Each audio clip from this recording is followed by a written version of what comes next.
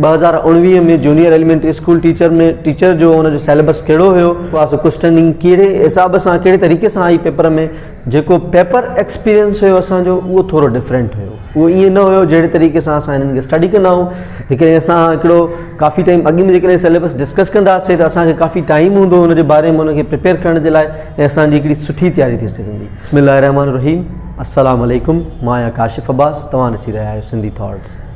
जहिड़े तरीक़े सां असां प्रीवियस वीडियो रखी हुईसीं असां पंहिंजी जूनियर एलिमेंट्री स्कूल टीचर जे हवाले खां, उन में काफ़ी क्वेश्चनिंग थी, जेके हिंड्रेंस हुयूं, डिफ़िकल्टीज़ पेश अची रहियूं हुयूं काफ़ी कैंडिडेट्स खे ड्यूरिंग देयर प्रिपरेशन। सो उन हवाले खां असां नेक्स्ट जेको आहे स्टेप अॻिते वधायो आहे। असां सिलेबस खे डिस्कस करण जे लाइ नेक्स्ट वीडियो जी हिकिड़ी शुरूआति वरिती आहे, जंहिंमें असां प्रीवियस जेको एक्सपीरियंस हुयो असांजो टेस्ट जो जूनियर एलिमेंट्री स्कूल टीचर जो, उन में जेको सिलेबस असां ॾे आयो उन हवाले खां ऐं कहिड़े तरीक़े सां मतिलबु क्वेश्चन पेपर जेको आहे सो डिज़ाइन कयो वियो उनखे थोरो डिस्कस कंदासीं। ऐं लाज़मी न आहे त अपकमिंग टेस्ट में साॻियो ई सिलेबस हुजे। सिलेबस थोरो घणो चेंज थींदो आहे but not totally, little bit changing थींदियूं, बाक़ी तक़रीबन साॻियो ई हूंदो। सो अचो त न पास्ट जेको असांजो सिलेबस हुयो थोरो हुनखे स्टडी कयूं, छो त कैंडिडेट्स जी इहा अक्सर जेको आहे सो शिकायत रहंदी आहे त मतिलबु एग्ज़ाम खां हिकु हफ़्तो अॻु में या 5-8 ॾींहं अॻु में सिलेबस जेको आहे सो टेस्टिंग सर्विस रखंदी आहे ऐं टाइम में एतिरो अफोर्ड करे न सघिबो आहे, असां स्टडी असांजी जेको आहे सो रहिजी वेंदी आहे। जेकॾहिं असां हिकिड़ो काफ़ी टाइम अॻु में जेकॾहिं सिलेबस डिस्कस कंदासीं त असांखे काफ़ी टाइम हूंदो हुनजे बारे में हुनखे प्रिपेयर करण जे लाइ ऐं असांजी हिकिड़ी सुठी तयारी थी सघंदी। सो अचो त सभ खां पहिरियां असां जेको पास्ट पेपर हुयो 2019 में जूनियर एलिमेंट्री स्कूल टीचर जो उनजो सिलेबस कहिड़ो हुयो, उन्हनि जे जेको आहे सो क्वेश्चनिंग कहिड़े हिसाब सां कहिड़े तरीक़े सां आई पेपर में, अचो त थोरो हुनखे ॾिसूं। सभ खां पहिरियां असां इंग्लिश पोर्शन रखियो आहे। जॾहिं बि काई टेस्ट स्टार्ट थींदी आहे मोस्टली असांखे मतिलबु इंग्लिश जो पोर्शन फेस करिणो पवंदो आहे। सभ खां पहिरियां इंग्लिश जे बारे में क्वेश्चनिंग थींदी आहे। सो अहिड़े तरीक़े सां जेको लास्ट असांजो जेको पंहिंजो एक्सपीरियंस रहियो जूनियर एलिमेंट्री स्कूल टीचर जे पेपर जो, हुन में इंग्लिश जा अप्रोक्सीमेटली 20 खां 25 क्वेश्चन्स पुटअप थिया हुआ ऐं हुनजो सिलेबस जेको अपलोड कयो हो ऑफिशियली IBS अखर, उन मुताबिक़ जेको आहे सो सिलेबस असां सिलेक्ट कयोसीं। उन मां IBA जी वेबसाइट तां ॾिठोसीं, उन खां पोइ उन ते प्रिपरेशन कईसीं। उन में कुझु ही एरियाज़ हुयूं जेके असांजे साम्हूं आहिनि। इंग्लिश में सभ खां पहिरियां सिलेबस में हुयो रीडिंग कॉम्प्रीहेंशन, उन खां पोइ हुयो वोकेबलरी जंहिंमें सिनोनिम्स ऐं एंटोनिम्स, उन खां पोइ हुयो यूज़ ऑफ प्रीपोजिशन, उन खां पोइ हुयो एरर डिटेक्शन।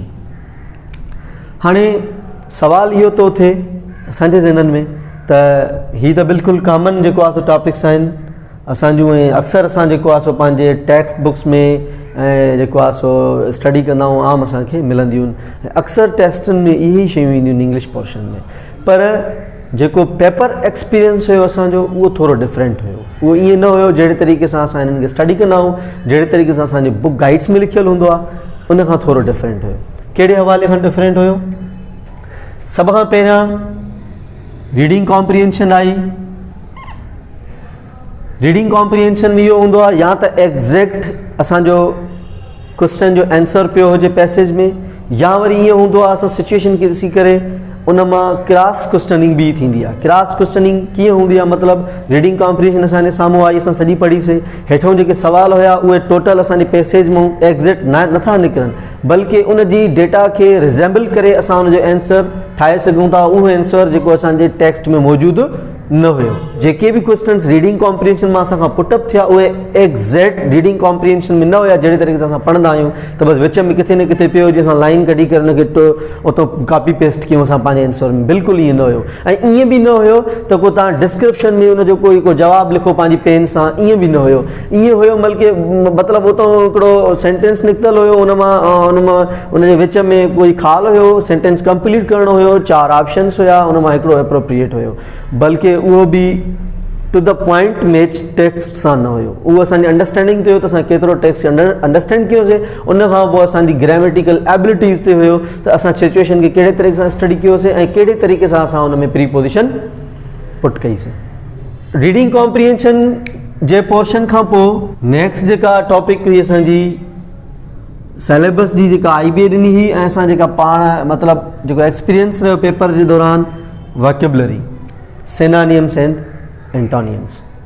हाणे जेका मूंखे लॉजिक यादि आहे पंहिंजे पेपर जी त उहा इहा हुई त जेके सिनोनिम एंटोनिम्स ईअं न हुयो त कि नवां बसि जीअं आम पेपर्स में थींदो आहे कोई डिफिकल्ट एॾो वॾो ॾुखियो लफ़्ज़ को सिनोनिम जो खणी साम्हूं रखनि, हाणे असांखे 4 ऑप्शन्स ॾियनि, हाणे हिन जो एंटोनिम ॻोल्हियूं।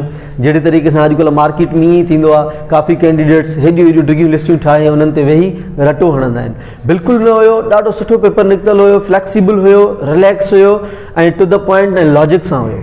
कीअं हुयो सिनोनिम जो पोर्शन, कीअं हुयो असांजे पेपर में, थोरो मां तव्हांखे पंहिंजो एक्सपीरियंस एक्सप्लेन कंदो हलां। त जेका असां रीडिंग कॉम्प्रिहेंशन टेक्स्ट पढ़ीसीं हिन में मुख़्तलिफ़ लफ़्ज़ लाज़मी वोकेबलरी इस्तेमालु थींदी आहे, मुख़्तलिफ़ वोकेबलरी इस्तेमालु थियल हुई। उतां ई रीडिंग कॉम्प्रिहेंशन जो मिसाल ॻाल्हि कोई लफ़्ज़ हुयो, लेट सपोज़ फॉल लफ़्ज़ हुयो, किरण, मिसाल ॻाल्हि कोई गाॾीअ सां एक्सीडेंट जे दौरान किरी पियो, हेठों वरी सिनोनिम एंटोनिम्स ईअं हुयो, what is the synonym of the word fall. हाणे फॉल असां हेॾे सिचुएशनली इस्तेमालु बि करे आयासीं, उनजो यूज़ेज बि ॾिठोसीं रीडिंग कॉम्प्रिहेंशन में। उन खां पोइ 4 ऑप्शन हुया, उनखे असांखे सिलेक्ट करिणो हुयो। मतिलबु sentence completion, error detection, synonym, antonyms, इहे सभु शयूं असांजूं फ्री असांजूं हुन रीडिंग कॉम्प्रिहेंशन में ई अचनि पियूं। ईअं न हुयो त को धार का लिस्ट के डिफिकल्ट वर्ड्स नवां हुया अहिड़ा असांजे साम्हूं आया जेके असांखे न पिया अचनि, ॾाढो ॾुखियो मसइलो हुयो, अहिड़ो कुझु बि न हुयो। ऐं इहो बि मां तव्हांखे सजेस्ट कंदो हलां त सिनोनिम एंटोनिम्स जे लाइ जेको तक़रीबन असांजी जेका साइकोलॉजी हूंदी आहे त लिस्ट प्रिपेयर कयूं ऐं रटो हणूं ऐं हुनखे यादि कयूं, अहिड़ो कुझु बि न आहे। रटे वारी काई बि शइ यादि न रहंदी आहे। हथा की असांखे जेतिरो मुंहिंजो एक्सपीरियंस आहे त जेका रीडिंग कॉम्प्रिहेंशन ही उन में जेके प्रैक्टिकली डिफिकल्ट लफ़्ज़ वर्ड्स इस्तेमालु थियल हुया उन्हनि जे बारे में ई हेठि जेको आहे क्वेश्चनिंग पुटअप थियल हुई त इन वर्ड जो सिनोनिम छा आहे। मिसाल ॻाल्हि टेक्स्ट में लिखियलु हुयो Aslam is very intelligent student, हेठों वरी सिनोनिम एंटोनिम लिखियलु हुयो what is the other word of the word intelligent. Intelligent लफ़्ज़ जा ॿी माना कहिड़ी आहे, पोइ उन में 4 ऑप्शन हुया 1 2 3 4। हाणे उन में मां लास्ट पंहिंजी वीडियो में बि इहो शो कयो हुयो त उहे 4 रिज़ेंबल, 4 मतिलबु माना इंटेलिजेंट लफ़्ज़ सां मिलनि, पर मोस्ट एप्रोप्रिएट कोई हिकिड़ो हुयो।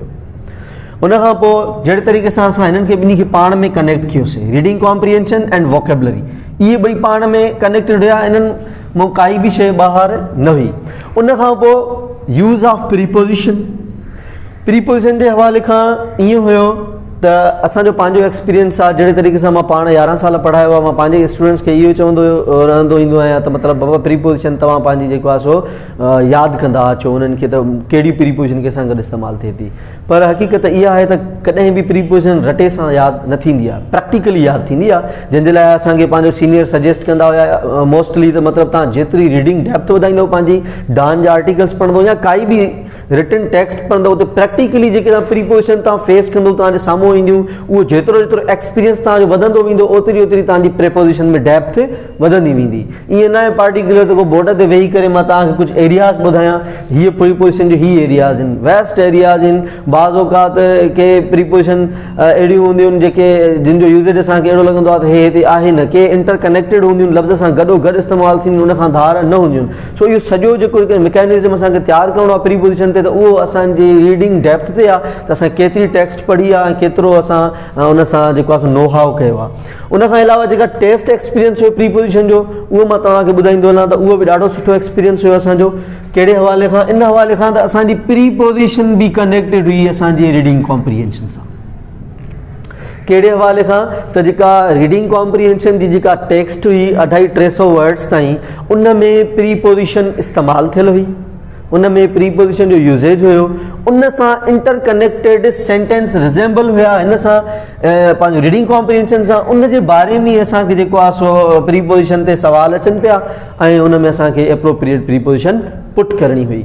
सो बहितर तरीक़ो इहो आहे जेकॾहिं तव्हां प्रीपोजिशन ते प्रिपरेशन करणु चाहियो था त इहो ई आहे त तव्हां घणे खां घणी रीडिंग डेप्थ रखो, आर्टिकल्स पढ़ो, इंग्लिश टेक्स्ट पढ़ो, उन में जाते जाते प्रीपोजिशन अचे थी तव्हां पंहिंजे ज़हन में रिकॉल कंदा रहो। अहिड़े तरीक़े सां तव्हांजी आहिस्ता आहिस्ता कतरा कतरा बने समंदर कतरनि कतरनि मां तव्हांजी डेप्थ वधंदी वेंदी ऐं तव्हां वटि सुठी हिकिड़ी डेटा हूंदी प्रीपोजिशन जे हवाले खां।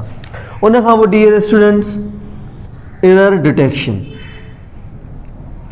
एरर डिटेक्शन छा हुयो?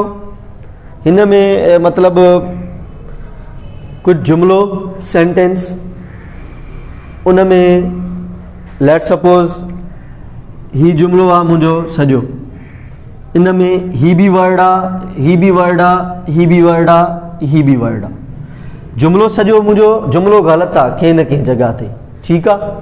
उन में हे ए आहे, हे बी आहे, हे सी आहे, हे डी आहे, लेट सपोज़। हाणे हिन में सवाल इहो पियो अचे त हिन जुमिले में ग़लती कहिड़ी आहे। हाणे ईअं न आहे MCQs पेपर हुयो को असांखे लिखणो न हुयो सॼो करेक्ट करे सेंटेंस, जे CS जे पेपर में असां कंदा आहियूं त करेक्ट कंदा आहियूं सॼो सेंटेंस ॿीहर लिखंदा आहियूं। हिन में ईअं हुयो त अहिड़े तरीक़े सां हुयो, मतिलबु हे बि हिकिड़ो वर्ड आहे, हे बि वर्ड आहे, हे बि वर्ड आहे, हे बि वर्ड आहे। हिन 4 लफ़्ज़नि में कोई हिकिड़ो ग़लति हुयो, पोइ A ग़लति आहे, B ग़लति आहे, C ग़लति हुयो या D ग़लति हुयो, उनखे असां पंहिंजे आंसर शीट में कंदासीं त हिन जुमिले में जेका मिस्टेक आहे हे बिल्कुलु सही, A B D बि सही आहे। लेट सपोज़ मतिलबु C ग़लति आहे त असां हुन में पंहिंजे आंसर शीट में C खे फिलअप कयोसीं त जेको आहे सो C जेको आहे सो ऑप्शन हिन में रॉन्गली यूज़ड आहे। उन खां अलावा सेंटेंस कंप्लीशन बि हुई, सेंटेंस कंप्लीट कयो, उन में उन जे हवाले खां उन में डिफरेंट वर्ड्स बि हुया, उन में एडजेक्टिव्स बि अची वञनि पियूं ऐं अहिड़े तरीक़े सां। सो मतिलबु जेको बि पेपर हुयो असांजो प्रैक्टिकली हुयो। जेकॾहिं असांखे इंग्लिश जे डिफरेंट सेगमेंट्स ते असांजी सुठी स्टडी थियल हूंदी त आराम सां असां जेको आहे सो इंग्लिश पेपर खे क्रैक करे सघंदासीं। सभ खां पहिरियां त रीडिंग कॉम्प्रिहेंशन 4-5 सवाल हुया, उन खां अलावा बाक़ी जेका हीअ सॼी डेटा हुई या सॼी रीडिंग कॉम्प्रिहेंशन सां कनेक्टेड हुई। ऐं मेन सभ खां वॾी इंपॉर्टेंट शइ इहा हुई त सवाल बिल्कुलु सवला हुया, एॾा ॾुखिया न हुया, पर जेके ऑप्शन्स हुया उन्हनि जा उहे 4 ई सेम हुया, पर मोस्ट एप्रोप्रिएट कोई हिकिड़ो ई हुयो, सभु न हुया। So dear student, error detection ऐं रीडिंग कॉम्प्रिहेंशन, उन खां अलावा प्रीपोजिशन, सिनोनिम एंड एंटोनिम्स, इन्हनि सभिनी जे लाइ असां कहिड़े तरीक़े सां प्रिपरेशन कयूं, कहिड़े तरीक़े सां असांजी स्टडी हुजणु घुरिजे, उन जे लाइ कुझु मां तव्हांखे सजेस्ट कंदुसि। सभ खां पहिरियां reading comprehension is the art of reading. जेतिरो थी सघे तव्हां पंहिंजी रीडिंग डेप्थ खे वधायो ऐं पास्ट पेपर्स कंहिं बि एग्ज़ाम जा ॾिसो, उनखे ॾिसो त रीडिंग कॉम्प्रिहेंशन कहिड़े तरीक़े सां पुटअप था थियनि सवाल ऐं उनजा आंसर्स कीअं। उन खां अलावा वोकेबुलरी, सिनोनिम एंड एंटोनिम्स। जॾहिं तव्हां काई बि टेक्स्ट पढ़ी रहिया हुजो इंग्लिश जी, किथां बि पढ़ी रहिया हुजो, तव्हांखे इहो करिणो आहे त डिफ़िकल्ट वर्ड्स जेके हुजनि उहे उन मां कढो, कंहिं वाइट शीट ते रखो। उन खां पोइ सुठी डिक्शनरी आहे ऑक्सफोर्ड एडवांस लर्नर डिक्शनरी, उन जी मीनिंग सर्च करे इंग्लिश में उन वर्ड जा 2 या 3 लफ़्ज़ इंग्लिश में लिखी छॾियो। बाज़ असां सिंधीअ में बि लिखंदा आहियूं, पर इंग्लिश में लिखंदव त उहा बि असांजी वोकेबुलरी प्लस थींदी रहंदी। अहिड़े तरीक़े सां असांजी इंग्लिश वोकेबुलरी बि सुठी थी वेंदी। यूज़ ऑफ प्रीपोजिशन बि जहिड़े तरीक़े सां मां चई चुको आहियां त जेतिरी रीडिंग ताईं डेप्थ हूंदी, जेतिरो प्रैक्टिकली तव्हां उनखे ॾिसंदव, ओतिरो वधीक तव्हांजी जेको आहे प्रीपोजिशन यूज़ेज स्ट्रॉन्ग थींदी। ऐं स्पेशली एरर डिटेक्शन जे लाइ मां सजेस्ट कंदुमि तव्हांखे 2 बुक्स। हिकु प्रैक्टिकल इंग्लिश यूज़ेज माइकल स्वान, उन में बिल्कुलु जेको आहे सो 3 खां 4 पेजिस लिखियल आहिनि, right and wrong, correct and incorrect जा।